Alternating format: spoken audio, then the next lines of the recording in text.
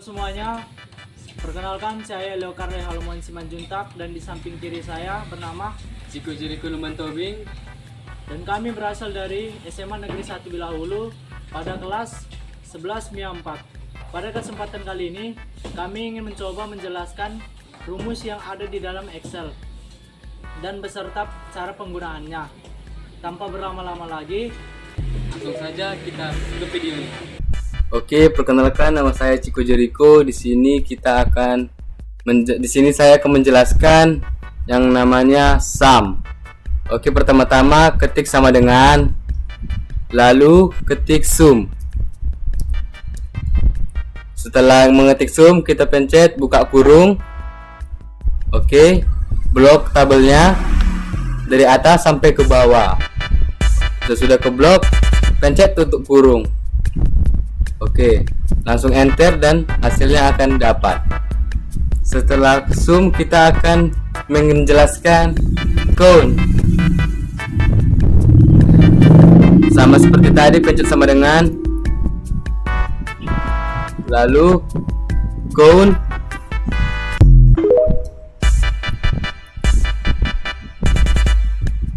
lalu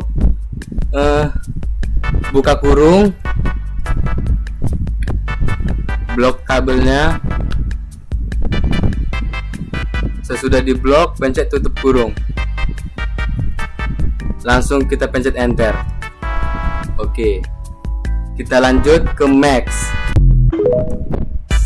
Pencet sama dengannya, lalu max.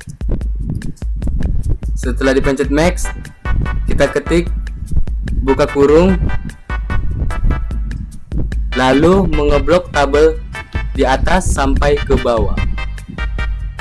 Setelah diblok, pencet tutup kurung, lalu enter. Oke, kita lanjut ke min. Kita pencet sama dengan, lalu min. Setelah itu buka kurung, mengeblok tabel.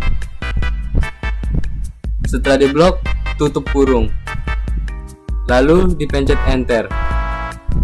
Oke, yang terakhir ada average. Kita pencet sama dengan, kita ketik average. Oke, buka kurung, kita blok tabelnya.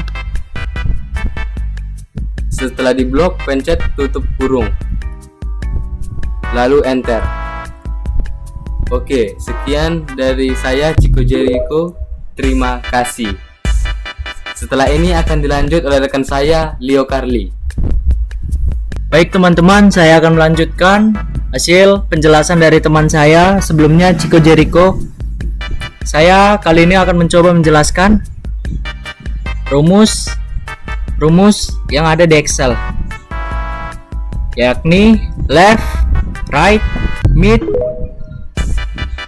VLOOKUP, HLOOKUP, dan if. Dimulai dari left. Pertama, untuk menggunakan rumus left, kita butuh sama dengan, lalu kita ketik left. Setelah itu buka kurung, kita pencet A5 atau Januari ini, lalu titik koma. Setelah itu kita pilih nominal angka yang dibutuhkan untuk mengisi dari sebelah kiri. Misalnya kita pilih 3, akan terisi JAN. Kalau misalnya kita pilih 2, akan terisi J sama A nya aja. Maka di sini kita akan pilih 3, lalu enter.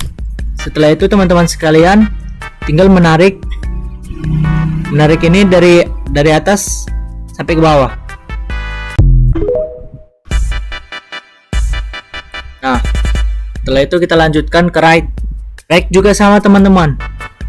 Kita tulis right, lalu buka kurung, pencet A5 atau Januari, titik koma, lalu kita tekan 3, karena nominal yang kita butuhkan adalah 3, lalu enter. Lalu kita tarik juga teman-teman.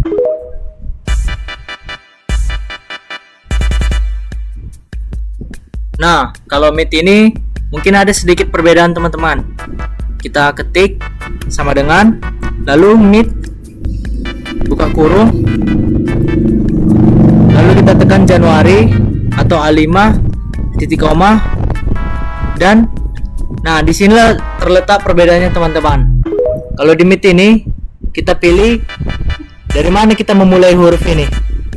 Kalau misalnya teman-teman ingin memulai hurufnya dari A, maka kita pilih 2. Kalau misalnya teman-teman memilih dari huruf N, kita pilih 3. Nah, setelah itu buatlah nominal yang teman-teman inginkan. Karena di sini tadi 3 rata-rata 3, maka saya pilih 3. Lalu tutup kurung. Nah, jadi.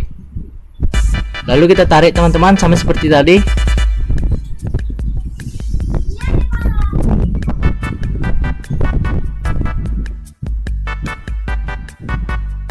Nah, untuk left, right, mid sudah selesai. Kita lanjut ke pembahasan selanjutnya. Nah, baik teman-teman. Lalu saya akan menjelaskan VLOOKUP dan HLOOKUP. Untuk penggunaan rumus VLOOKUP tergolong rumit dikarenakan memiliki rumus yang cukup panjang. Untuk penggunaan rumusnya, pertama-tama kita ketik, kita pencet sama dengan, lalu kita tulis VLOOKUP. Lalu buka kurung, kita pencet B4 atau kita tekan kolom yang ada di B4 ini. Nah, lalu kita tekan titik koma dan kita blok dari kode ini hingga gula pasir.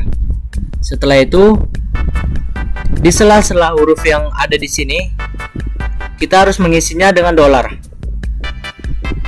Mengapa harus mengisi dengan dolar? Dikarenakan jika tidak mengisi dengan dolar, kemungkinan besar laptop atau komputer yang teman-teman memiliki akan error jika tidak membuat dolar di tengah-tengah di sela-sela huruf kolom tersebut. Setelah itu kita buat titik koma, maaf teman-teman, titik koma. Nah, karena VLOOKUP itu dari atas ke bawah, maka dari atas ke bawah ini 2 ini ialah 2, 1, 2. Maka kita tulis 2 teman-teman. Lalu kita tulis, kita ketik false. Lalu teman-teman tutup kurung. Lalu enter teman-teman. Nah, setelah mendapatkan hasil teman-teman, kita hanya perlu menarik dari atas hingga bawah, maka hasilnya semua akan terjawab tanpa mengetik VLOOKUP beserta rumus-rumusnya. Lanjut ke HLOOKUP teman-teman. Untuk HLOOKUP tidak jauh beda dengan VLOOKUP teman-teman. Kita mulai dari sama dengan, lalu kita ketik HLOOKUP. Baru buka kurung teman-teman. Sama seperti tadi kita tekan di bawah kode ini, karena kodenya A kita pilih A. Lalu titik koma. Setelah itu teman-teman, kita tekan dari sini hingga gula pasir teman-teman. Nah, di sela-sela ini sama juga teman-teman, kita isi dengan dolar.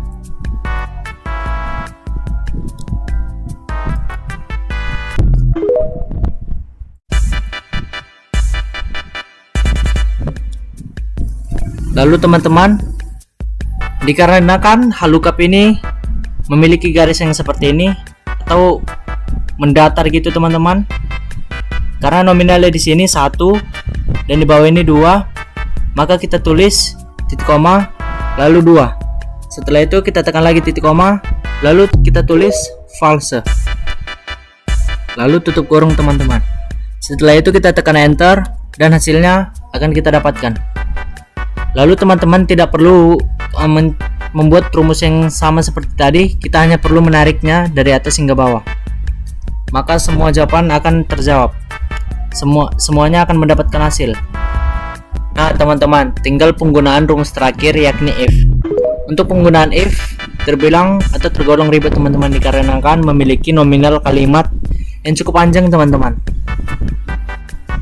keribetannya itu tergantung keterangannya sih teman-teman. Jika keterangan yang dikatakan cukup panjang, maka penggunaan rumus if akan cukup rumit teman-teman. Akan tetapi di sini dikatakan keterangannya tidak terlalu panjang, maka penggunaan rumus if tidak terlalu sulit teman-teman. Jadi untuk menggunakan rumus if, yakni kita hanya perlu ketik i sama dengan, lalu kita ketik if, buka kurung teman-teman, kita pilih angka 77 ini teman-teman. Nah setelah itu kita ketik lebih besar, karena dikatakan tadi 65, karena dikatakan tadi lebih besar dari 65 maka lulus. Kita ketiklah 65, lalu titik koma, tanda kutip, lulus. Setelah itu teman-teman, tanda kutip 2, lalu titik koma, kita ketik kembali tanda kutip 2, lalu tidak lulus teman-teman. Nah setelah itu teman-teman, kita ketik kembali tanda kutip 2. Nah untuk bagian akhirnya teman-teman, kita ketik tanda kurung, tutup kurung teman-teman, lalu enter teman-teman. Maka hasil yang didapatkan lulus, dikarenakan lebih dari 65 maka lulus. Akan tetapi di sini Nadia memiliki nilai 77, maka hasilnya ialah lulus. Nah setelah itu teman-teman, kita hanya perlu tarik dari atas hingga bawah, maka semua hasilnya akan terjawab dengan sendirinya. Nah teman-teman, sekian untuk penjelasan kami teman-teman. Mohon maaf kalau ada salah kata atau salah pengucapan teman-teman. Maafkan juga jika pengucapan kami terlalu belibet atau semacamnya teman-teman. Nah sekian dan selamat sore, saya akhiri teman-teman.